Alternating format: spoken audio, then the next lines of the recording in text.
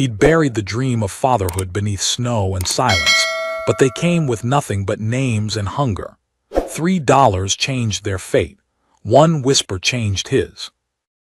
The mountain didn't give second chances easily. Snowpack lingered even into the spring, reluctant to let go of what the cold had taken. Bears were hungry, creeks were swollen, and the wind still had a bite to it, even as April stretched long across the valley. But the man who stepped down from the freight wagon at the edge of Grafton was used to cold. For years, it had been the only thing that touched him. He stood tall and broad, wearing a coat older than most buildings in town, fur-lined and patched in places where claw or fire had once tested its strength. His boots bore the scars of countless winters, and the wide-brimmed hat sat low on his brow, shadowing the sharp, weathered lines of a face that hadn't known softness in a long while. His name was Heath Camden, and no one in town knew much more than that. Just that he came down once every season to trade furs, salt, and roots, and then vanished back into the mountains before the sunrise had warmed the ground. So when he lingered that morning, standing still while the wagon pulled off, heads turned. They didn't know his reason, didn't know about the letter tucked into his coat pocket, creased from being unfolded too many times. They didn't know that 6 months earlier, a doctor in Fort Cannon had given him a long stare and a solemn nod, after a quiet conversation filled with enough words like scar tissue and won't ever take, that it felt like someone had cut something from inside him. Not just hope, but identity. A man who'd once built a cabin by hand for a family that never came now found himself alone in a home with 3 chairs too many. So he came down from the mountain, not knowing what he was looking for, only that he couldn't keep doing nothing.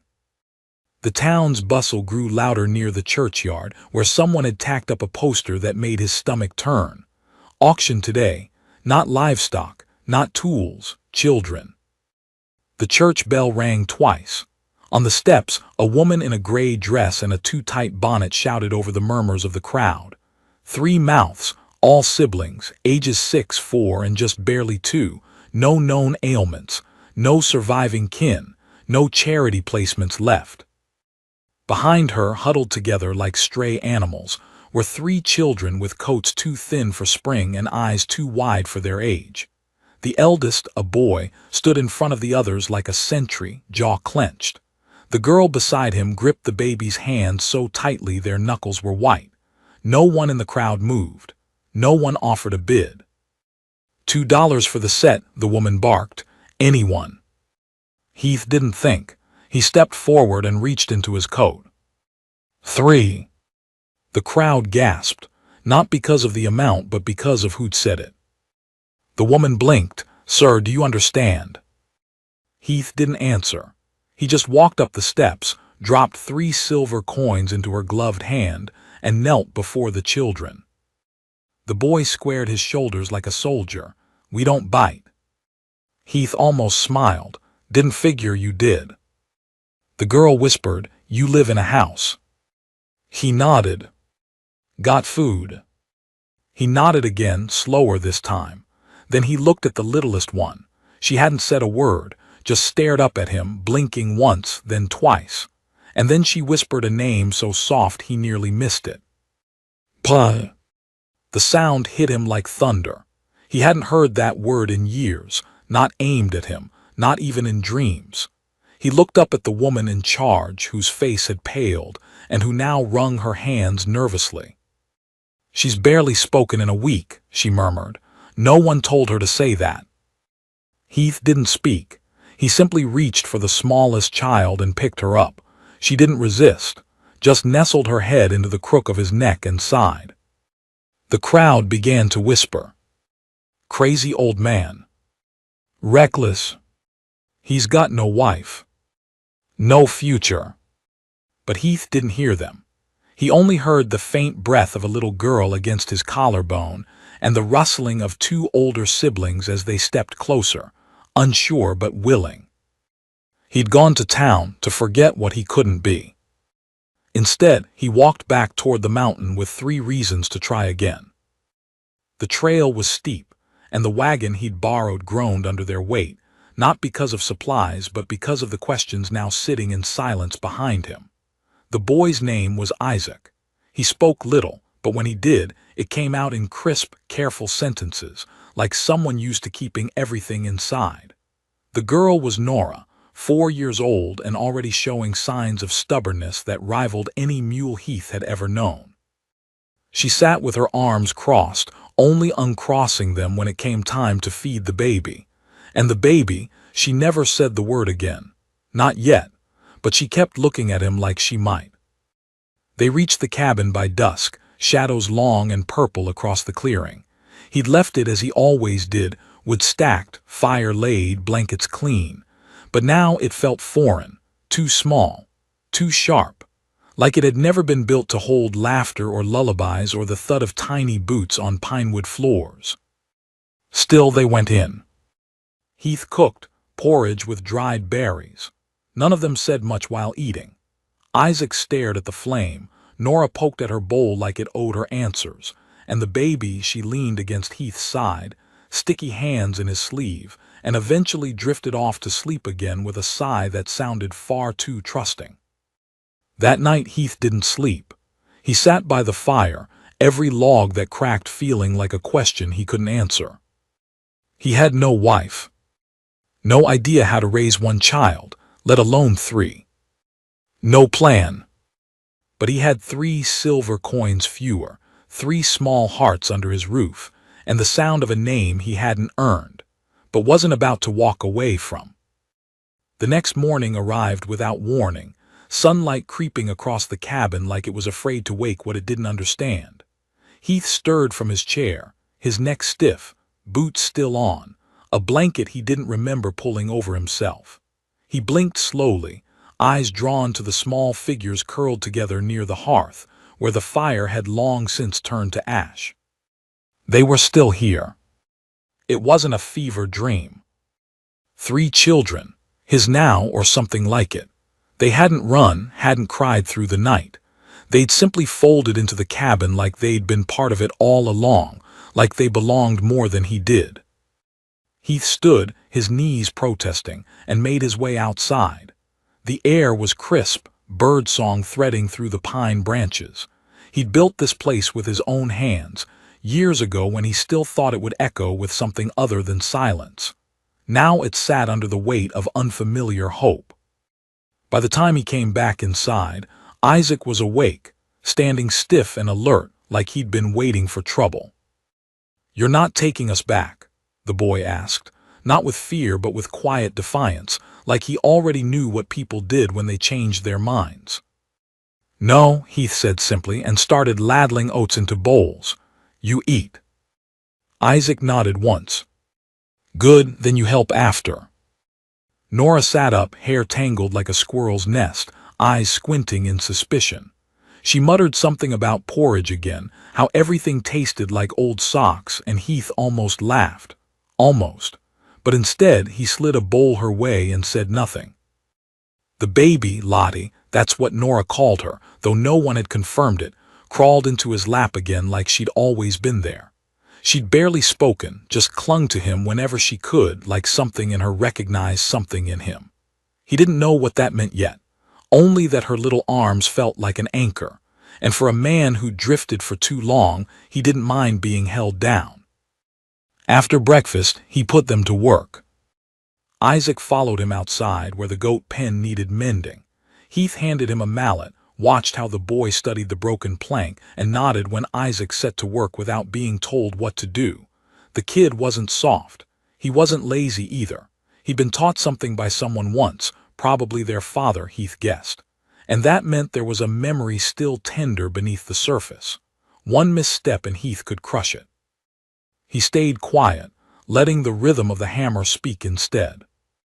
Nora wandered outside next, dragging a broom twice her size. She swept the porch with the fury of a judge, muttering about dust everywhere and boys being no help. He let her mutter, let her stomp, but when she tripped over a loose board and scraped her elbow, he was there before she could bite back the tears. She winced, but when Heath knelt and gently checked the scrape, she didn't flinch, just stared at him. "My papa used to carry peppermints in his pocket," she said abruptly. Heath blinked. I don't have those. She shrugged. You got oatmeal. It's not the same, but it counts. That night after chores and supper, Isaac helped stack more firewood. Heath passed him a cup of water and gestured toward the stump near the edge of the clearing. The boy sat, slow and stiff. You got questions, Heath said. Not a guess, just a fact. Isaac kept his eyes on the cup. Where's your wife? Heath didn't answer at first. The wind shifted, carrying the scent of pine and earth and something old. She's gone, he said at last. Years now. Isaac nodded like he understood, though he couldn't possibly. Not fully. You don't got any other kids? No. Silence stretched. Then why'd you buy us? Heath didn't bristle. Just let the question hang like smoke in cold air. Felt like I had more room than most. Figured that was enough. Isaac stared at him a long moment, then gave a single nod, slow and solemn, before standing and heading back to the cabin. That night, as the fire crackled and the children drifted to sleep, Heath pulled out the letter again. The one from the doctor. The one that told him he'd never be a father, not by blood, not by birth. He'd read it so many times the ink was starting to blur. But tonight, he didn't feel like it defined him. Not anymore. He folded it once more, tucked it into the fire, and watched it turn to ash. By the end of the first week, the cabin had changed. It wasn't louder. Heath wouldn't allow chaos. But it was warmer. Nora had claimed a corner of the room for her dolls, which she'd made from leftover kindling and scraps of cloth. Isaac took to carving, his first attempt being a crooked-looking rabbit that Nora pretended was real just to annoy him. Lottie, meanwhile, followed Heath everywhere. From the chicken coop to the woodshed, she was a shadow with sticky hands and the occasional hiccuping giggle. They were adjusting. But then came the storm. It hit without warning, wind and sleet hammering the mountain before Heath had time to shutter every window. The fire struggled. The roof groaned. And somewhere in the middle of the night, Lottie woke up screaming. Heath stumbled from bed, heart racing. The girl was standing by the fire, eyes wide, pointing at the door. Someone outside, she whispered. Heath froze. He hadn't heard a thing. But she was trembling so hard her teeth chattered. Nora sat up next, clutching her doll, and Isaac was already at the window, peering through the foggy pane. I don't see anything, the boy said. But Heath wasn't taking chances. He grabbed the rifle from above the door and cracked it open. Wind slammed into him like a fist, but he stepped outside anyway, eyes scanning the tree line. Nothing moved, no tracks, no sound. But something wasn't right. He turned back toward the door and found a piece of paper nailed to it. The handwriting was jagged, scrawled in haste, but the message was clear. They ain't yours, don't forget it. Heath ripped it down, heart thundering. Inside, the children waited, watching him with wide eyes. What is it? Isaac asked. Heath looked at them, all three. Just wind, he said. But he didn't sleep that night. Nor the one after. He kept the fire lit, kept the rifle close, and made sure the children never left the clearing alone. He thought the mountain had left him in peace, that maybe he'd carved out a quiet corner for them to grow. But someone out there hadn't let go of the past. And they were coming to reclaim what Heath had just begun to believe might finally be his. The snow didn't let up for 3 more days. It came in thick, wind-driven waves that buried the trails, swallowed the fence posts, and turned the world outside Heath's cabin into a quiet white tomb. The fire had to be fed near constantly, and even Nora stopped complaining about the smell of wood smoke on her clothes. Lottie barely left his side, and Isaac took to sleeping with a hatchet by his cot. There was no use pretending they hadn't all read the note. The fear was there in every cautious glance out the window, in every flinch when a branch tapped the wall. Heath said nothing more about it. He kept his jaw tight and his rifle cleaned. But he started keeping watch by the window at night, sitting in the old chair with the worn leather arms, eyes trained on the tree line until the sun bled through the frost. On the fourth morning, the storm broke. Clear skies brought silence so heavy it pressed against the ears. No birds, no breeze, just the creak of trees thawing in the slow return of sunlight. Heath took it as a warning. Nature never quieted that much unless something unnatural had stirred it. He saddled his mare and left Isaac with a warning to keep the girls inside. Then he rode down the mountain trail, retracing the path he'd come up not long ago with 3 little strangers in tow. But where there should have been nothing but snow and scrub, he found fresh tracks. Wagon wheels, hoof prints, boot marks. Someone had come up the ridge during the storm. And someone had left in a hurry. He followed them halfway to town before they veered west, deeper into the forested stretch that the locals called Dead Man's Hollow. A place no one went willingly, not even him. Too many stories of old miners gone missing, too many caves that breathed strange winds and never let sound echo. He turned back. That night Isaac asked, "You think it's their kin?" Heath didn't need to ask who he meant. "Maybe," he said, "but maybe kin ought to stay buried if they left you like that in the first place." Isaac said nothing, but he didn't argue, and that silence told Heath plenty. The days settled again. Routine found its shape. Heath taught Isaac how to trap rabbits, how to clean them without waste. Nora was a natural in the garden, fussing over the cabbage shoots like they were pets.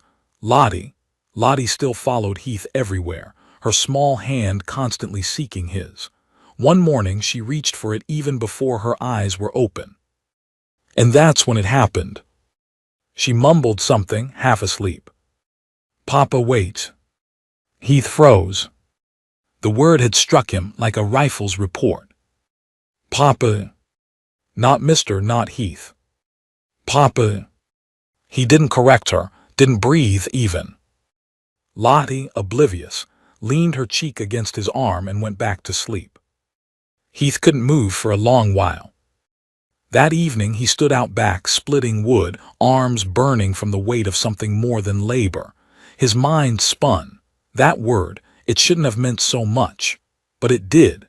He'd buried that part of himself years ago, buried it with the doctor's letter, with the empty cradle his wife had kept by the hearth until the day she died. And now here it was, unearthed by a child who didn't even know what she'd said. He didn't notice the stranger until the second shadow fell across the snow. Heath turned sharply, axe in hand. A man stood by the edge of the trees, broad, wrapped in a thick coat, wide-brimmed hat low over his eyes. He didn't look armed, but Heath knew enough not to believe what you could see. "You're the one bought him," the man said, voice rough as gravel. Heath didn't answer, just tightened his grip on the axe. "I ask 'cause there's talk," the man went on. "Talk that a mountain hermit went and took 3 kids for himself. That true?" Heath stepped closer, eyes narrow. "Why you care?" The man shrugged. "Because one of 'em's mine." "A lie." "It had to be." "They were sold fair," Heath said. "You come to undo it." "No," the man said, and that chilled Heath more than a threat. "I come to warn you. You think buying 3 throwaways for a few dollars means you own peace. Think again. They weren't left. They were hidden. And now the man that was looking for 'em knows where they went." He turned and walked off without another word, vanishing into the trees like fog. Heath didn't sleep that night either. The next morning he told the children they'd be moving. Not far, just to the old trapping cabin 2 ridges over, one he hadn't used in years. But it was smaller, easier to defend. They didn't question him, not even Nora.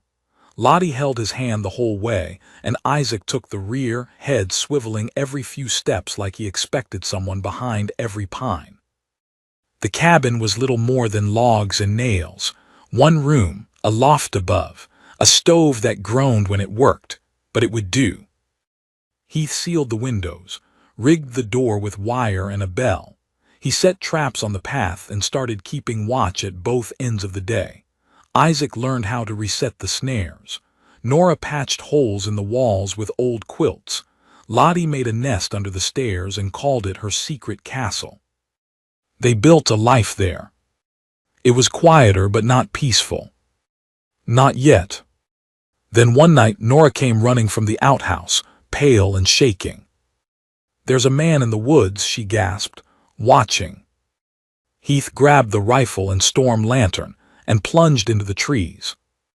The snow had mostly melted, but the earth was soft enough to leave prints.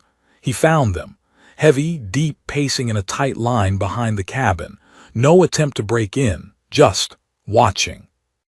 That night he sat awake, rifle across his lap, the children curled together in the loft above.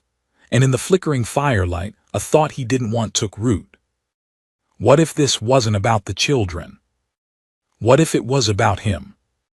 He'd lived in peace for too long. A man like him, broken, barren, tucked away in the woods, wasn't supposed to find something like this. 3 hearts beating near his. 3 voices calling him something like father. Maybe the world didn't like when men like him tried to be whole again. But he wasn't giving them up. Not now, not ever. He tucked the fire lower and stared at the window until dawn. When the first crow cawed, he made a decision. They'd go to town, not to live, just to learn, to find out who this watcher was, to root out the truth behind the warning and the shadows. He packed up supplies, told the children to stay close, and led them down the trail. The town of Fern Hollow wasn't much. A few shops, a schoolhouse, a church that hadn't seen a preacher in 6 months.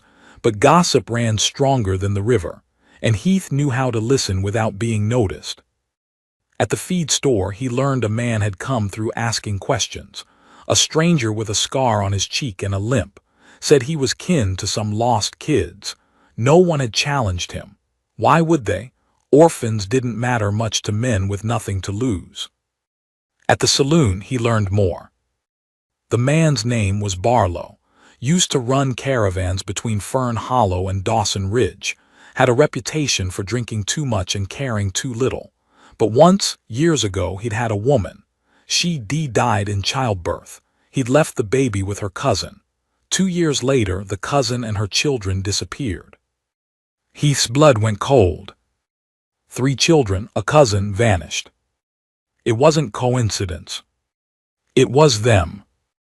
He left town in a hurry. When he reached the cabin, he knew before he opened the door. The children were gone. And the traps hadn't been triggered. Which meant whoever took them had known the way. The cabin was too quiet. The fire had long gone out, cold ashes scattered across the hearthstone. Lottie's doll lay on the floor near the stairs, her little bonnet torn. Nora's coat still hung from the nail by the door. But the room was empty. No signs of a struggle, no forced entry, just silence. Heath moved like a man possessed, checking the traps first, then the surrounding brush. He found the back trail disturbed, boot tracks leading west toward the ridge. The same pattern as before, wide-set, heavy, deliberate, but no small prints beside them, which meant the children were either carried or led. He knelt, fingers brushing over the edge of a deep indent where someone had slipped. Small foot. Not carried. They'd gone on their own, which meant they weren't screaming, not yet.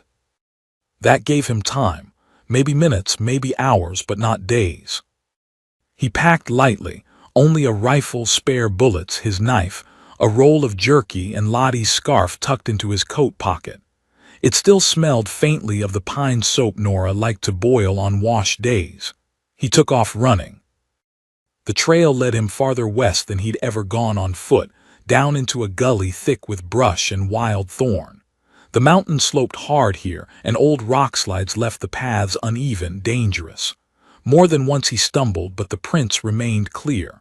Barlow wasn't hiding his path. That told Heath something dangerous. The man didn't think he had to. At dusk, he reached the mouth of a cave. The entrance was narrow, barely 3 feet across, but deep enough that darkness swallowed everything beyond the first few feet. The air that came out was cold, wet, sour. A lantern flickered inside. And something else, a voice. Faint. Crying. Heath moved without thought. Rifle in hand, he slipped inside, boots careful not to echo on the damp stone. The cave snaked downward, twisting until the light of the outside world disappeared completely. Every few steps he saw signs: a torn scrap of fabric, a scuff on the wall, Lottie's ribbon caught on a jagged rock. Then the tunnel opened into a cavern. Small fire at the center. 3 children huddled against the far wall, bound at the wrists but otherwise unhurt. And Barlow. Heath's first instinct was to raise the rifle and end it, but the man turned before he could fire, revealing he held Lottie against his chest, knife pressed to her small neck. Her face was red from crying, cheeks streaked with grime. "You don't want to do that," Barlow said, voice eerily calm. "I'm not here to talk," Heath growled. Barlow's eyes gleamed in the firelight. "Then maybe you came to trade." Heath's finger twitched on the trigger. "Put her down," he said. "Not until you listen. I don't bargain with men who steal children." Barlow laughed. "You think I stole 'em? You think you did? They're mine, blood don't lie. That boy, he's got my brother's chin. The girl, Nora, spits just like my cousin did when she's mad. And this one," he held Lottie tighter, "she's got my sister's eyes." "You left them," Heath said. "Doesn't matter who you are, you left." Barlow's jaw clenched. "I was young, didn't know how to raise no kids." "And now?" Barlow's expression twisted. "Now I ain't got nothing, and they're all I got left." Heath took one step forward. "Then let them go." "Why? So you can play house on that mountain like you earned it. I bet they call you Pa, don't they? That sting a little knowing they ain't yours." Heath didn't answer. Because yes, it had stung, at first, but not anymore. Not after nights of Nora pressing her forehead to his shoulder when the wind howled. Not after Isaac asking how to trap squirrels so he could help with dinner. Not after Lottie, barely awake, whispering "Papa" like it was the only word she trusted. He stepped forward again. Barlow flinched. "You fire that thing, she dies," he said, voice shaking now. Heath lowered the rifle, just enough for the barrel to tilt toward the dirt. "Then don't give me a reason to." Barlow looked at the kids, then at the fire, then at his hand still holding the blade. And something cracked in his expression. "You don't know what it's like," he muttered, "to want something so bad and never have it." Heath did not blink. "Yes, I do." That made Barlow hesitate. "Then you know how it feels to look at a child and see everything you lost, everything you can't be." Heath nodded slow. "But I also know it ain't the child's fault."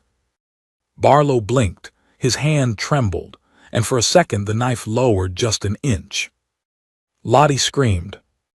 She twisted in his arms, small fists flailing, and that was all Heath needed.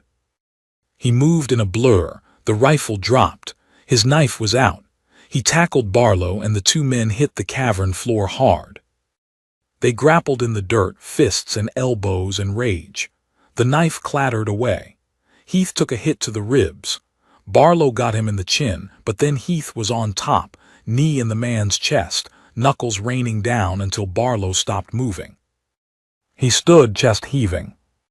Lottie ran into his arms. Nora and Isaac followed, their bindings loose now, faces pale but unbroken. Heath pulled them all close, one arm around each. "We're going home," he said. Back at the cabin, the fire crackled warm. The storm had passed, the traps were reset, and the children, his children, slept soundly, bundled close under the thick old quilt. Heath sat by the fire, Lottie's ribbon wound around his hand. There was more to come. Barlow wouldn't be the last ghost from the past. The world didn't let men like Heath keep joy without a fight. But tonight he didn't feel barren, he didn't feel broken. He felt full. Not because he'd bought them. Because he'd fought for them. Because somehow, in a world that had told him he'd never be a father, 3 children had chosen to call him one anyway. And nothing, not fear, not blood, not the past, could take that from him. Snow began to melt from the ridges come mid-March. Little by little, the gray crust of winter cracked and gave way to muddy roads and patches of stubborn green. The cabin roof still bore weight in the early mornings, and frost clung to the windows like lace, but there were birds again, and for the first time in months, Heath didn't have to split wood with urgency in his chest. The storm had passed, not just the one in the sky, but the one inside him too. Heath never thought peace could sit so quietly. Nora had taken to humming again, usually when she swept or fetched eggs from the henhouse. Isaac spent hours carving wood, bent over the stump with a dull blade and more patience than any child ought to possess. And Lottie, she had started to laugh in her sleep. He'd sit beside the stove late at night, listening to those tiny chuckles from the loft, marveling at how a child who had seen too much still found space in her dreams to be happy. But peace was a thing that trembled when stared at too long. Heath had learned that. So when the rider came, he wasn't surprised. He heard it first, the beat of hooves, uneven and hard against thawing dirt. Not a neighbor, not a friend. The kind of rhythm a man rides when he doesn't plan to stay long. Heath stood up from where he'd been oiling the hinges on the barn doors and stepped outside, wiping his hands on his coat. The children were inside, Nora watching over a pot of beans, Isaac and Lottie painting the porch steps with leftover milkwash. The rider dismounted slowly. Dusty brown coat, trimmed beard, badge on his chest so polished it looked out of place in the frontier grit. "Marshal?" Heath asked, stepping forward. The man nodded once. "Heath McAllister." Heath's shoulders tensed. "That's right. I need a word." They walked a few yards from the cabin. The marshal glanced once toward the window where Nora's face peeked through the curtain, and then turned fully to Heath. "You aware there's a price on a man named Boone Barlow?" Heath's jaw clenched. "I am. Wanted in 3 territories. Assault, child abandonment, extortion, attempted murder. Pretty list. He won't bother anyone anymore." "That's so?" Heath didn't answer. The marshal read it in his eyes. "Well," the man muttered, pulling a slip of paper from his coat, "you're lucky someone turned him in before you went vigilante. Wanted posters ain't law anymore, but the bounty system's still intact in this part of Montana. We caught him 3 weeks ago trying to jump a freight out of Butte. He was talkative." Heath raised a brow. The marshal tucked the paper back in. "Said you bought 3 kids for $1 each. Told us you had no right." Heath folded his arms. The marshal looked back at the cabin. "Problem is, he's not entirely wrong. Kids need papers, guardianship, signatures. You can't just trade $1 and call it legal. They were being sold like livestock. I didn't have time for paperwork." "I'm not arguing your heart, McAllister, but the law is slower than the heart. Always has been." The 2 men stood in silence, cold wind brushing their coats, stirring the trees. Then the marshal cleared his throat and pulled out another envelope.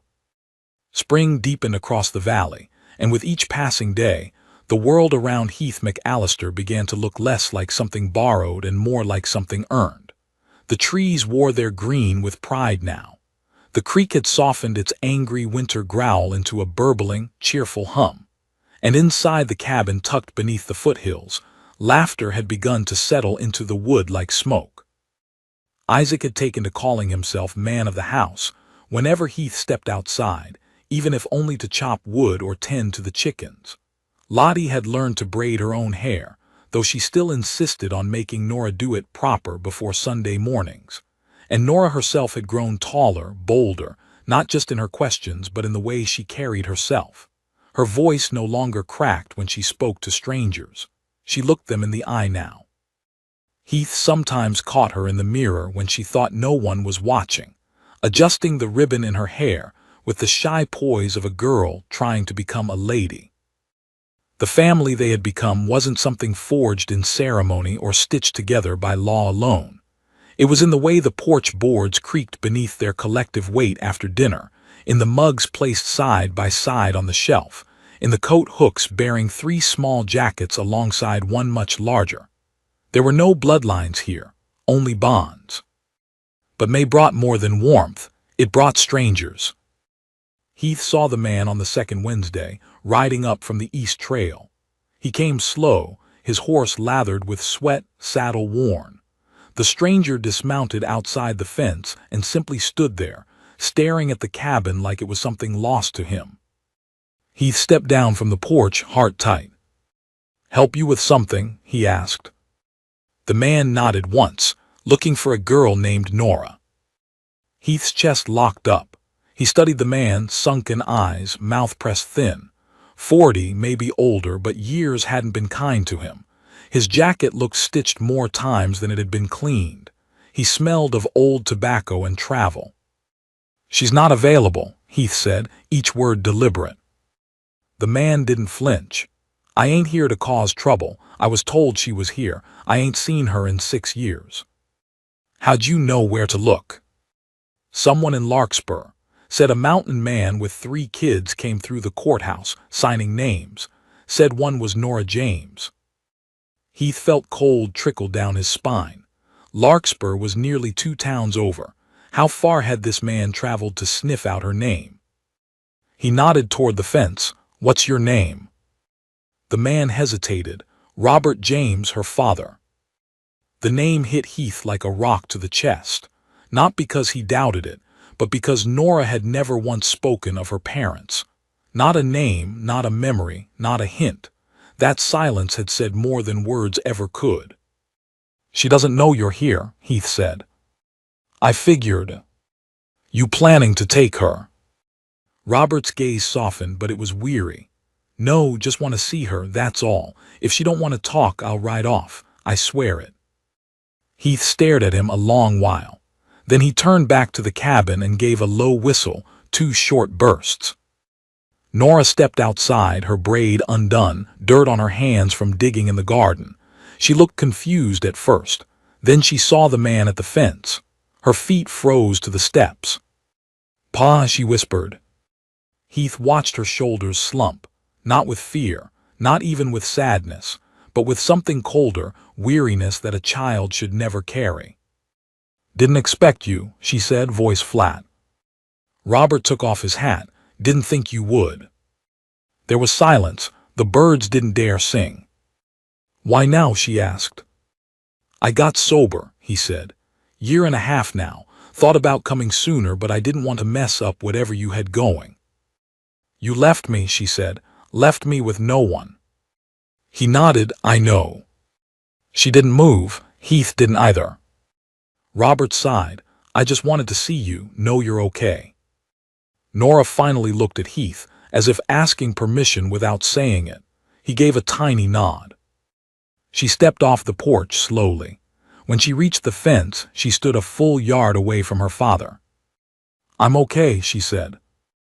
Robert looked down at his boots, then back up at her. "You look like your mama." Nora's lips trembled, but she caught herself. "Do you remember her?" she asked. Robert blinked hard. "Every day." There was a beat of silence. Then, to Heath's surprise, Nora reached out and handed Robert something small, a photograph. Heath recognized it, the one she kept in the back of her prayer book. Her, as a baby, held by a young woman with the kindest eyes he'd ever seen. Robert took it like it was made of glass. His knees buckled slightly.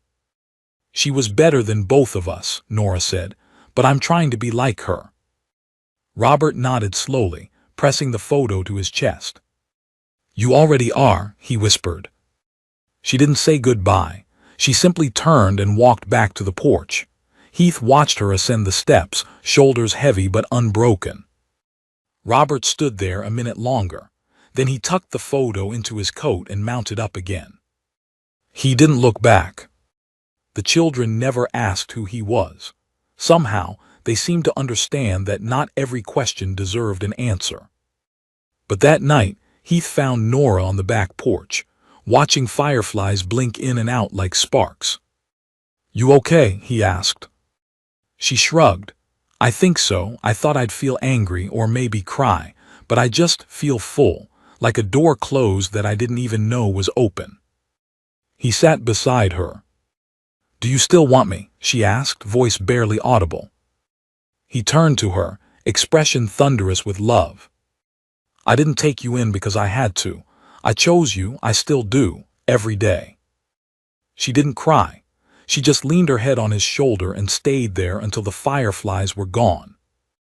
June rolled in with a vengeance, all heat and blooming wildflowers. Heath's hands stayed busy from sunup to sundown, plowing a new garden plot, fixing the leaky roof, helping Isaac build a treehouse that mostly resembled a nest. But the ache in his chest returned one night, sudden and sharp. He collapsed just outside the barn. It was Isaac who found him, who ran faster than ever had before, who screamed loud enough for the mountains to hear. Nora and Lottie dragged him inside, tucked blankets around him, poured water between his lips. But it wasn't fever this time, it was his heart. Heath awoke days later, sunlight streaming in through the windows. A doctor from town sat beside him, face grim but kind. "You're lucky, Heath, that could have been the end. You need to slow down, rest more." Heath glanced around the room, saw Nora asleep in the chair by the fire, Lottie curled on the rug like a pup, Isaac at the window watching birds. "Don't think I can," Heath murmured. The doctor smiled, "Then do it for them." And he did. They found ways to let him rest. Isaac took over most of the heavy chores, his small frame stronger than anyone expected. Nora cooked more, often trying out new recipes with odd results but undeniable pride. And Lottie, perhaps the youngest, became his fiercest nurse, scolding him for standing too long, insisting he drink more broth. Heath healed slowly, not just in body but in soul. Because lying in that bed, watching them tend to life and to him with such devotion, he realized something. He had been wrong all along. He wasn't just their guardian. They were his salvation. He had walked off the mountain a broken, barren man. Now he was full. Full of love. Full of purpose. Full of names that once didn't belong to him, but now rang clear as his own. And on one quiet morning, as he sat beneath the porch roof with Lottie curled against his side, Isaac sketching nearby and Nora reading aloud from her Bible, Heath felt a tear slip down his cheek, not from sorrow, but from the unspeakable gratitude of a man who had nothing, and somehow found everything. He wiped it away quickly. But Lottie saw. "Don't cry, Pa," she said. "We're right here." He smiled. "I know, sweetheart," he whispered. "I know." The sun rose slow and gold that morning, the kind of light that made even the dust look like something holy. It stretched through the windows of Heath McAllister's cabin and landed gently on the floorboards worn by bare feet and boot heels alike.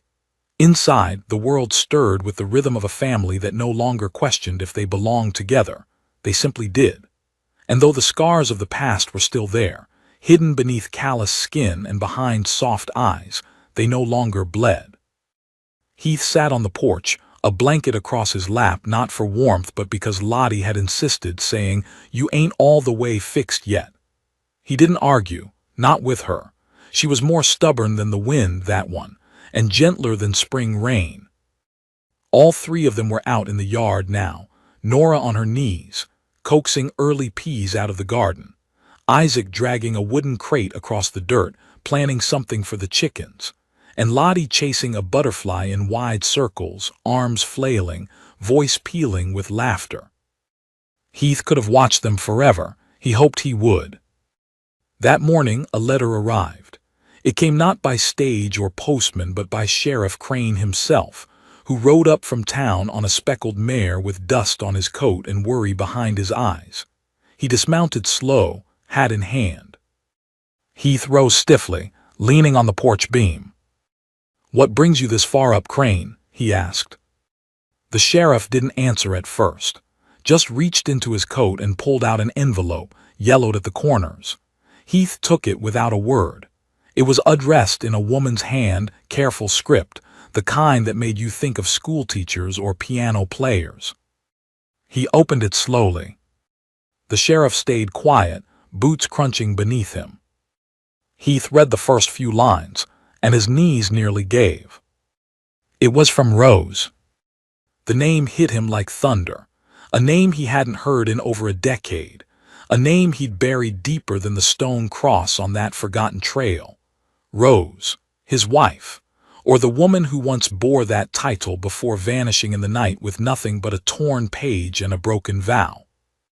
The letter was short. Heath, if this finds you, it's because I finally had the courage to send it. I know what I did can't be forgiven, and I wouldn't ask that of you, but I need you to know the truth. I was with child when I left. Not yours. I was unfaithful. I was ashamed. I ran because I didn't know how to stay. My daughter, May, is in Dry Hollow. She's 10 now. Her father passed last winter.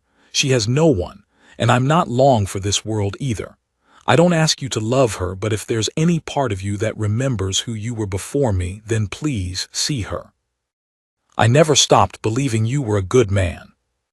Forgive me if you can. Lar. Heath stood motionless, fingers trembling. Crane, he said, voice low, you say Dry Hollow. The sheriff nodded. That's where she passed, week ago. May's been at the parish house since, ain't said a word since they told her. Heath folded the letter slowly. I'll ride out tomorrow, he said. Don't wait too long, the sheriff replied. Kid looks like she's made of glass, might crack if the wind blows wrong. Heath didn't sleep that night. He watched the stars instead, listened to Isaac's soft breathing, to Lottie's hums in her sleep, and to the rustle of Nora turning pages in the room across the hall. This cabin, this life, it had taken a long time to build, and now it would stretch again. Somehow there was still more love to give. Dry Hollow was 3 days' ride, and Heath made it in 2. He arrived just as the sun dipped behind the hills, casting long shadows across the little parish yard. The priest who met him was kind but tired. She doesn't talk much, the man said. Won't eat much either. Been sleeping on the floor like a stray pup. Won't touch a bed. Heath followed him into a back room where a small figure sat curled in the corner, clutching a worn doll with one button eye. Her hair was pale like straw, her dress patched, her feet bare despite the chill. May, the priest said gently. The girl looked up. Heath knelt slowly, not too close. Your mother sent me, he said. Her eyes didn't change. No spark, no fear, just silence. He reached into his coat and pulled something from the inside pocket, a wooden carved horse. One he'd made years ago, back when he still hoped to be a father, back when his hands could shape something other than fences and firewood. I made this for someone once, he said. Never got to give it to them, thought maybe you'd like it. She stared at it a long while. Then, cautiously, she reached out and took it. I'm Heath, he said. I got a place up north. Mountains. Cold in the winter, but the stove's warm. Got chickens, a dog named Tinker, and 3 kids who'd probably pester you like squirrels. Still nothing.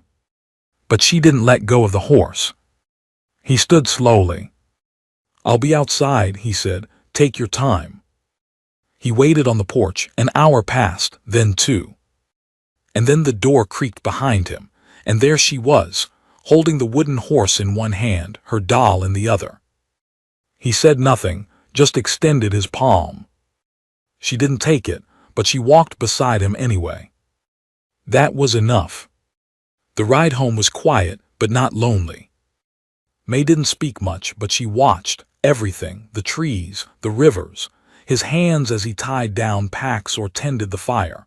Once she handed him a biscuit from her own plate. He took it without a word. Back at the cabin, the children stood like statues on the porch as Heath rode up with the stranger behind him. Lottie was the first to speak. She your new daughter? Heath dismounted, helped May down. I reckon she might be, he said. Lottie marched over and looked May up and down. Then she nodded, solemn. Well, we got extra cornbread, she said. so I guess you can stay. Nora stepped forward slow. What's her name? She asked. Heath looked to May, letting her decide. The girl hesitated. Then, soft as a breeze, May.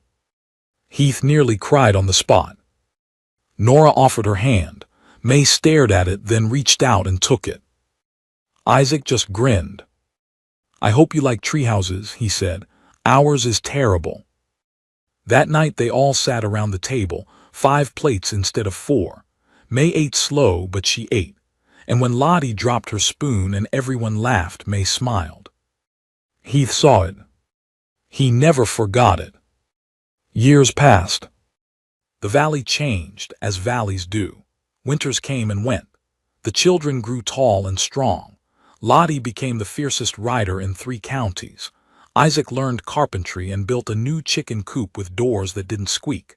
Nora went off to school in town, came back with a certificate, and started teaching other girls how to read. May, quiet, steady May, found her voice in the garden, growing things that shouldn't survive the cold but did anyway. And Heath. He never stopped carving. His workshop filled with tiny animals and rocking chairs and keepsake boxes. Folks came from towns away to buy them, but every night he carved something for the children. A rabbit for Lottie, a train for Isaac, a Bible box for Nora, a sunflower pendant for May.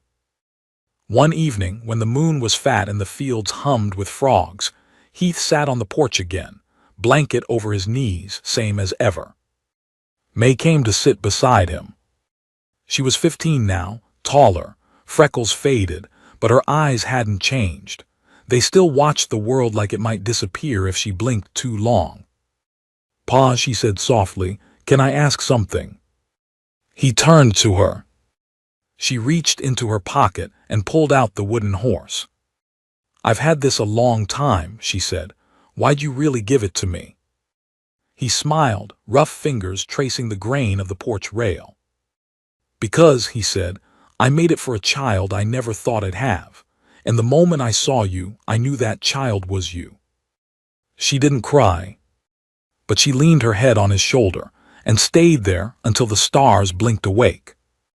And Heath McAllister, once a man with nothing, closed his eyes and whispered a prayer of thanks for a life full of names, hands, and hearts that called him father. The seasons rolled like wagon wheels, slow and creaking, sometimes mud-slicked and bitter, sometimes smooth with bloom and light. Time wore down most things in the mountains. Rivers carved new banks, the wind sanded stones down to powder, and even fences had to be rebuilt every spring. But there was one thing that only grew stronger in that wild corner of the West, the bond that held together the family under Heath McAllister's roof.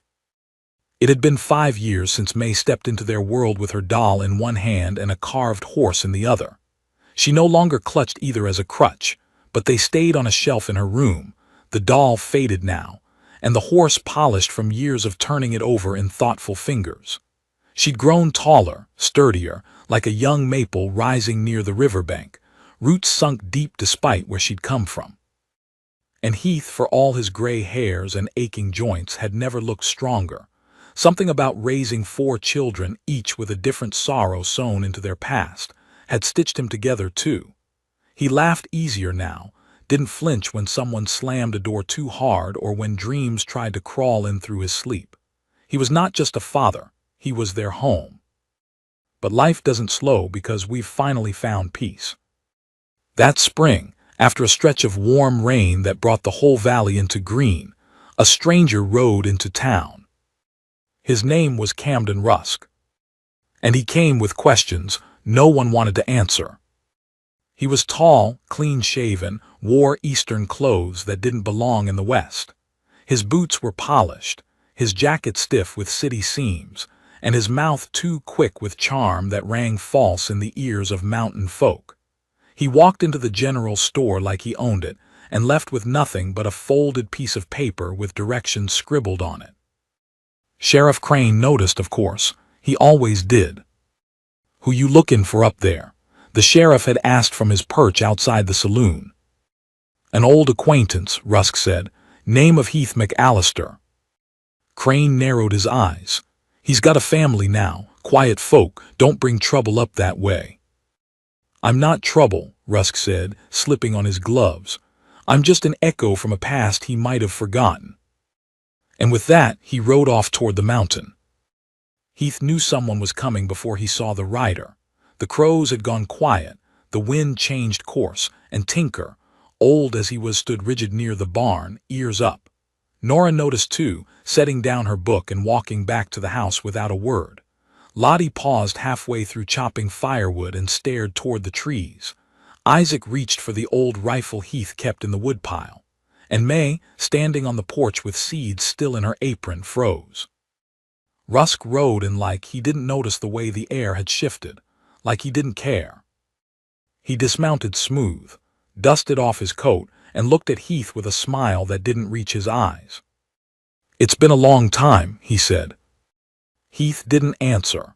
His shoulders stiffened. The children had never seen him look like that, like a man trying not to remember something he buried deep. You know him, Pa? Lottie asked, eyes flicking between the stranger and her father. Heath's voice came out slow, careful. Used to, back before I had anything worth protecting. Rusk took off his hat. I come with a business offer, just a conversation, not looking to stir up ghosts. I buried all my ghosts, Heath said. You don't get to dig 'em up. Rusk looked at the children, one by one. His gaze lingered on May. She looks just like her mother, he said. And that was it.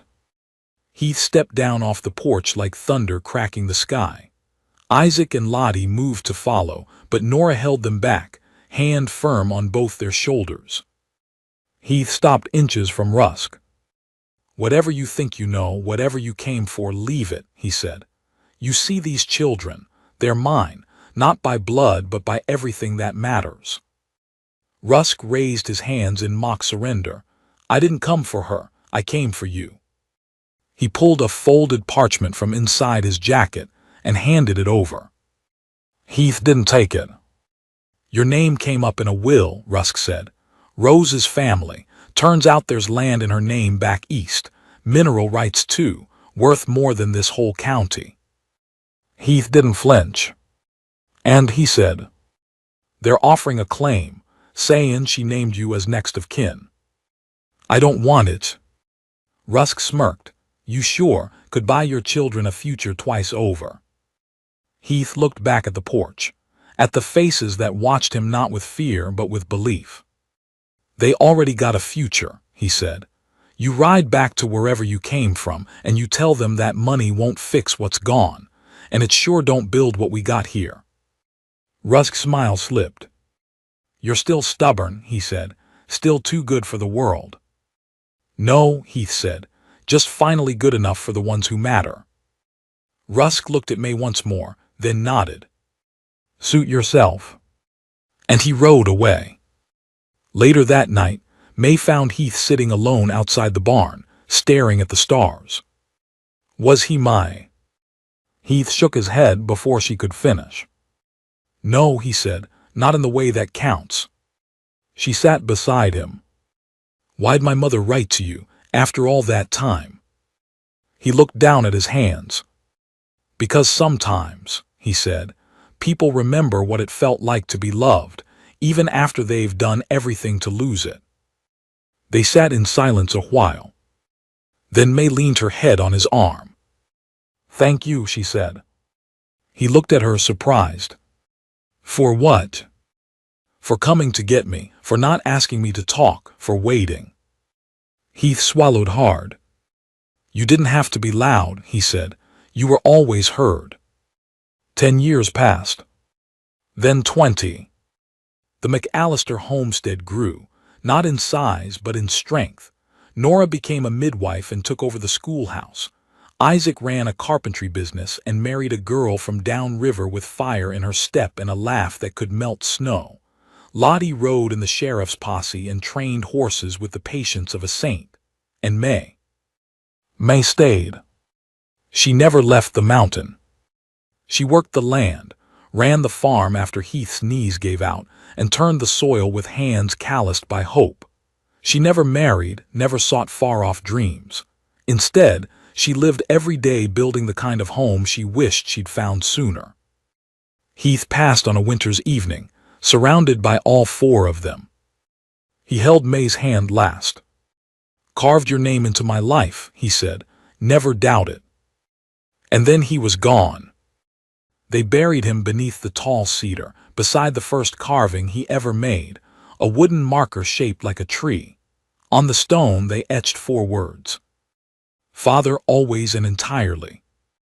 Years later, strangers would visit the valley and hear stories of a mountain man who bought 3 orphans for $3 and found a family worth more than gold. They'd laugh, shake their heads, call it legend. But May would smile from the porch, carving a toy horse for some child who needed it, and whisper to herself, "No legend, just love." The winds atop the mountain ran quieter in the years that followed Heath's passing. It wasn't just the trees that bowed in mourning. It felt as though the whole ridge had taken a long breath and released it in reverence. The cabin he built, which once echoed with hammer strikes and hesitant footfalls of orphans turned children, now stood as a testament, not to a man who had lived alone, but to a life turned full. Every board, every scratch in the floor, every dent in the table, told the story of someone learning how to love and be loved. May kept the homestead with quiet diligence, never once calling it work. Every morning she walked the perimeter, mending fences like he once did. She used his same leather gloves, worn soft, the palms darkened from time. The mule he favored had long passed, but she kept a carving of its face hanging near the door. She'd run her fingers across its outline sometimes when the wind howled too much like memory. The town still spoke of the children Heath raised, of the time he stood against Judge Malden, of how he'd turned away gold to keep something richer. Sometimes May would catch a traveler asking about the infertile mountain man who bought kids for $3. It made her smile. They never got it quite right. It was never about what he bought. It was what he gave. She still carved toys, not for profit. She never sold them, but for whoever needed one. The townsfolk came to expect it. If a child had lost a parent or if someone was having a hard season, a small figure might appear on their porch, an animal, a person, sometimes even a tiny cabin. No name attached, just something to hold when the world felt too big. One day a letter arrived. It bore no return address, but the paper was fine and the handwriting practiced. The ink had run slightly, as if whoever wrote it had hesitated mid-sentence. It was addressed to Miss May McAllister. No one had ever formally written her name that way. It felt like hearing a song in her own voice.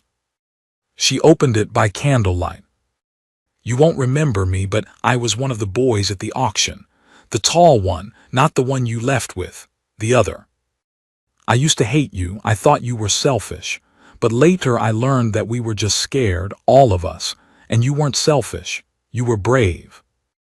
I've kept track, don't ask how. The mountain's far, but word gets out. I heard about your pa, what he did, what you all became. I never found a family like that, but you gave me the courage to look for it. Thank you. W. May read it twice, then a third time. No one called it charity. Around those parts they called it McAllister mercy. Legends grew. Stories passed from lips to firelight and back again, but the truth remained simple. A man who thought he couldn't be a father bought 3 children for $3. And he gave them everything. Not gold, not land, but love. Enough to last forever.